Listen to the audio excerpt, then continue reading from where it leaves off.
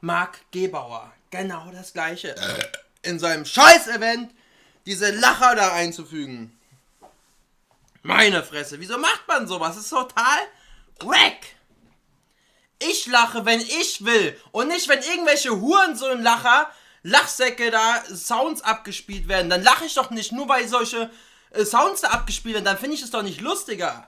Oder gut, es gibt halt solche Leute wie Celine, die finden dann irgendeine Situation total lustig, weil diese Lachsäcke im Hintergrund dann auch übel laut lachen.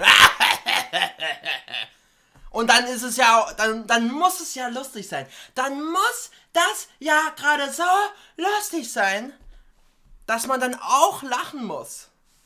Nee, Digga. Nein. Nein, Digga. Ich lache nicht. Ich lache, wenn ich möchte. Und nicht, wenn irgendwelche Hurensöhne da eingespielt werden, die da lachen.